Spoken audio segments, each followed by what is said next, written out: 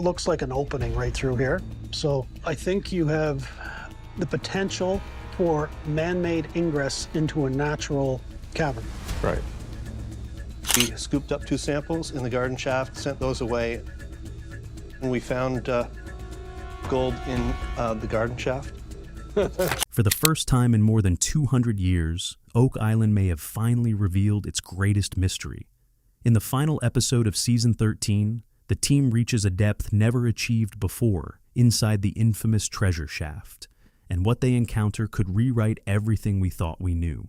After years of setbacks, flooded tunnels, cave-ins, and dead ends, the excavation finally strikes something solid. Beneath layers of what experts believe to be deliberately engineered barriers, they uncover a hidden chamber, and almost immediately signs begin to emerge. Traces of gold, fragments of ancient wood, and artifacts that some think could be linked to the Knights Templar. Could this be the legendary treasure, rumored to be worth over $250 million? And even more intriguing, why was it hidden here at all? In this video, we're diving into everything from that final episode. The discovery, the clues, and the deeper truth behind Oak Island's mysterious shaft. Because what was found might finally unlock one of history's most enduring enigmas. The atmosphere inside the chamber felt dense, ancient, almost untouched by time. As cameras zoomed in, Rick Lagina's voice shook slightly as he said, "This changes everything." But what appeared wasn't the simple treasure everyone expected. No dusty chests filled with coins, no straightforward hoard. Instead, as the crawler moved deeper, the chamber revealed something far stranger. Machinery, massive iron gears connected to wooden pulleys, sealed pressure systems preserved in resin. Everything arranged with a level of sophistication that seemed far ahead of what the 14th century should have been capable of. Pipes extended from the walls with no obvious purpose, while levers and counterweights stood like silent sentinels guarding the chamber's secrets. At the center, a faint glow pulsed, not electrical, but something else, some kind of long-lasting chemical reaction, still active after centuries. The team stood in stunned silence. This wasn't just a vault of treasure, it was a vault of mechanisms, a system, possibly even something designed to function.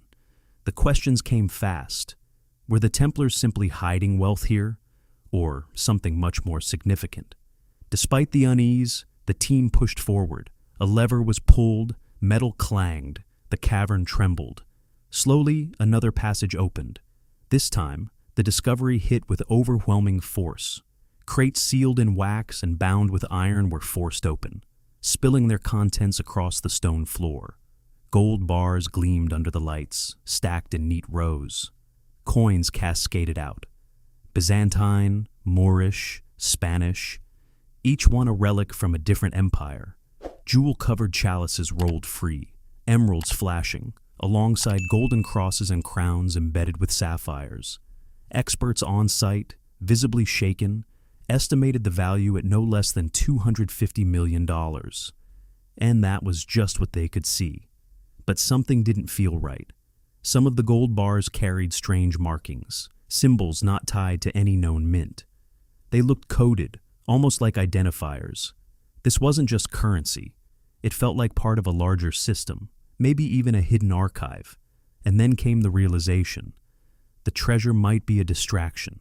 Behind the shimmering piles of gold, shadows concealed something else.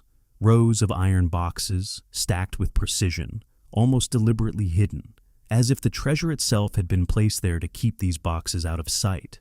When the lids were finally pried open, the true secret began to surface. Inside were tightly wrapped bundles of treated skins, perfectly preserved despite the passing centuries. Carefully unrolled under harsh floodlights, they revealed ancient manuscripts. Aramaic text covered one scroll, passages that seemed to reference gospels never recognized by the church. Another combined Latin prayers with intricate diagrams, designs of winged machines and rotating fortresses, ideas far ahead of their time. A third scroll displayed Greek writing, complex calculations tied to star alignments, coded in ways no one could immediately understand. Then everything went quiet. From a smaller chest, an iron latch snapped open, and a single codex slid free. Its cover, aged but intact, bore a deep red wax seal. Scholars recognized it instantly. The papal seal of Pope Clement V, the very man who played a central role in dismantling the Knights Templar. The implication was staggering. Why would his seal be hidden here, deep inside a vault in Nova Scotia? Could it mean he had secretly worked with the Templars, helping preserve documents meant to be erased from history? Voices around the site grew tense, almost disbelieving. This wasn't just treasure anymore. This was knowledge, dangerous knowledge, the kind that could challenge centuries of accepted history and potentially reshape our understanding of Western civilization. But the discoveries didn't end there. As the team continued documenting everything, something strange began happening above ground. Instruments started failing without explanation. Sensitive equipment malfunctioned, and seismographs began picking up unusual readings, signaling that whatever lay beneath Oak Island might still be far from fully understood. Soon after, the situation took an even stranger turn. Sensitive instruments began detecting low-frequency tremors, patterns that didn't match any known geological activity. Compass needles lost all sense of direction, spinning wildly instead of pointing north. One technician monitoring vibrations deep in the bedrock reported something chilling, a slow, steady pulse moving across the island, almost like the entire structure was resonating, as if Oak Island itself had become a giant tuning fork. Inside the vault, the mood shifted fast. Several crew members grew visibly shaken, claiming they could hear faint voices echoing through the stone. Not radio chatter, something else. A low, rhythmic chant hovering at the edge of perception. Some believed it sounded French, others swore it was Latin. But everyone who heard it agreed on one thing. It didn't feel like an echo from the past. It felt present. Marty tried to explain it away as equipment interference, static bouncing off the chamber walls, but Rick didn't move. He stood still, pale, listening with intense focus. When he finally spoke, his words unsettled everyone around him. This wasn't interference, it was deliberate. According to Rick, the chamber wasn't just built to store something. It was designed to react, a resonant structure possibly engineered to trigger warnings, or even defenses when disturbed. Suddenly, the so-called curse of Oak Island didn't feel like folklore anymore. It felt engineered, a calculated deterrent created by minds that understood sound, vibration, and stone in ways we still don't fully grasp. And then things escalated. Out on the water, under the dim glow of the moon, unidentified vessels appeared along the horizon. No markings, no lights, just silent shapes drifting in the bay. Drone footage later revealed figures dressed in dark clothing, watching the dig site through night vision equipment. At the same time, the Laguna team's phones began lighting up. Alerts, encrypted messages, fragments of documents from unknown sources. The content pointed to something long rumored, but never proven. A hidden order. A group of guardians said to have protected Oak Island for generations. Only now, they didn't seem like legends anymore. One message stood out above the rest. A coded transmission somehow slipped directly into the team's communication system. Not long after, a printed version appeared inside the camp, delivered by unseen hands. When translated, the message was short and chilling. You opened what was never yours to open. The tone wasn't negotiable. It was a warning. Whoever these guardians were, they weren't interested in discussion. They were making it clear. The treasure, the manuscripts, every artifact uncovered had been under watch for centuries, protected by a lineage that saw it as their duty to keep it hidden. At the edges of the site, shadows lingered. Unmarked individuals stood at a distance, observing silently. No uniforms, no insignia, no attempt to interfere. But their presence carried weight, intent. This wasn't just about discovery anymore. It was about ownership, and an oath that didn't answer to governments, laws, or cameras. And now that the vault had been opened, the real conflict over Oak Island had only just begun. But the tension didn't stay confined to the island. Within days, the story reached the highest levels, including the Vatican. As leaked images and transcripts spread, some allegedly matching the manuscripts found in the vault, historians in Rome were forced to respond. Under pressure, they revealed something unexpected. Similar texts had been quietly cataloged centuries ago in secret church archives. It wasn't the discovery that alarmed them. It was the exposure.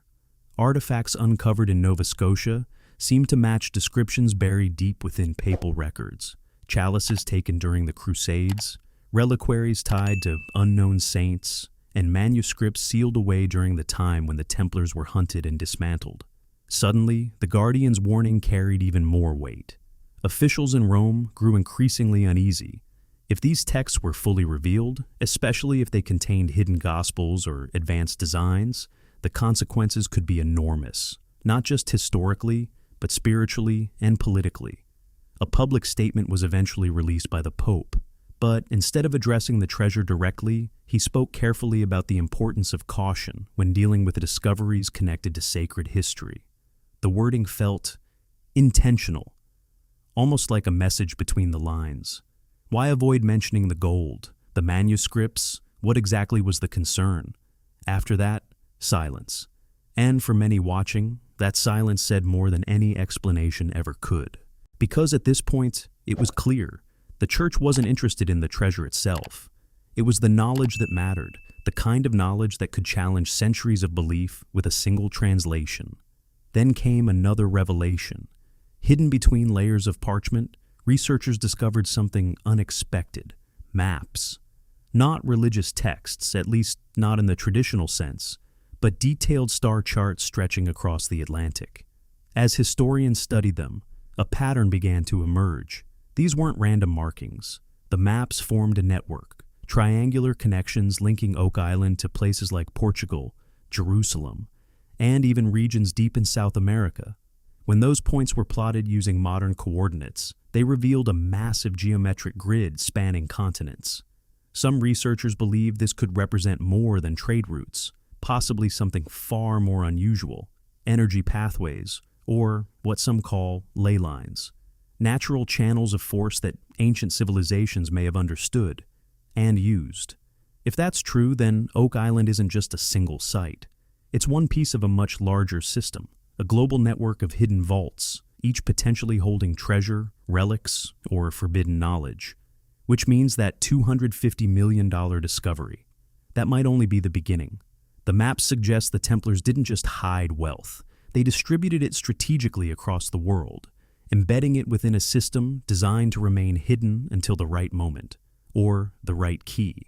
Some experts believe whoever controls this network could influence far more than history, possibly energy, power, even the narrative of human civilization itself. And as this story spread, the media exploded. Headlines flooded every major outlet. CNN called it the largest treasure discovery in modern history. BBC reported that Oak Island's secrets were shaking the foundations of historical understanding. Al Jazeera described it as a revelation, capable of disrupting both religion and global politics at their core. And yet, despite all the coverage, one question remained unanswered. If this is only the first vault, how many more are still out there? Almost instantly, the story exploded online. Social media lit up with hashtags spreading faster than analysts could track. Hashtag Oak Island Treasure, hashtag Templars, hashtag Vatican Vault. Theories flooded in from every direction. Some claimed the discovery wasn't just treasure, but the foundation of something much bigger, a system tied to a hidden global order. Viral posts suggested the strange markings on the gold bars weren't decorative at all, but functional. Keys, part of a mechanism designed to activate when multiple sites around the world were uncovered. Within hours, millions were debating the same question. Had we just stepped into a plan set in motion centuries ago? The impact wasn't limited to speculation. Financial markets began to react. Even the idea of a $250 million treasure being unearthed sent ripples through the global economy. Economists warned that if more hidden vaults were real, it could destabilize the value of gold itself. Investors started to question something once considered unshakable. If massive reserves of ancient gold suddenly entered circulation, what would that do to the market? Banks grew cautious. Analysts speculated. And almost overnight, hedge funds began shifting toward alternatives. Digital gold, cryptocurrency, not because they were safer, but because traditional assets suddenly felt uncertain. What started as an archaeological breakthrough was quickly turning into financial anxiety. Families around the world began tuning in nightly, not just out of curiosity, but concern. News anchors weren't just discussing history anymore. They were talking about savings, investments, and the possibility of economic fallout tied to relics buried centuries ago. One thing had become clear: Oak Island was never just a local mystery. And as the Vatican fell deeper into silence, as the star maps hinted at more discoveries, and as markets continued to waver, a chilling realization began to settle in. This wasn't just about the past anymore. Whatever was hidden beneath Oak Island was now influencing the present and possibly shaping the future. And with that level of fear came force. Within days, Canadian naval ships surrounded the island. Steel gray vessels patrolled the waters in slow, deliberate paths. Floodlights swept across the coastline at night, pushing back journalists, private boats, even curious locals who had grown up hearing stories about the island. Officials described it as a protective measure, but to the Lagina brothers, it felt like something else entirely: a takeover. Government representatives soon arrived at the site, carrying legal documents and citing national heritage laws. According to them, the discovery didn't belong to the team that found it. It belonged to the state. The reasoning, preservation, the implication, control, it didn't stop there. The United States entered the conversation, referencing historical ties between Nova Scotia and early American colonies. Behind closed doors, diplomats debated ownership, while legal battles began forming across multiple jurisdictions. Suddenly, the Laginas weren't just explorers anymore. They were at the center of an international dispute. They argued for discovery rights, pointing to years of effort, investment, and relentless pursuit. But compared to governments and global institutions, they were outmatched. To those larger powers, this wasn't just treasure, it was influence. Rumors began circulating that private deals were already being discussed behind the scenes. Secret auctions. Billionaires and elite collectors allegedly offering enormous sums for specific artifacts. Manuscripts, relics, even entire crates of gold. Pieces that could quietly disappear into private collections, never to be seen again. Rick's frustration finally broke through during a recorded moment that quickly went viral. If this treasure disappears behind closed doors, then Oak Island's story ends. Everything we've worked for is gone. His words spread across the internet, sparking outrage. But in the rooms where decisions were being made, emotion didn't carry much weight. And while all of this unfolded above ground, something even more astonishing was happening below. Deep within the vault, the excavation team uncovered a second tunnel, narrower, hidden, but unmistakably man-made. At first it had gone unnoticed, buried behind layers of rock and debris. But ground-penetrating radar revealed its true scale.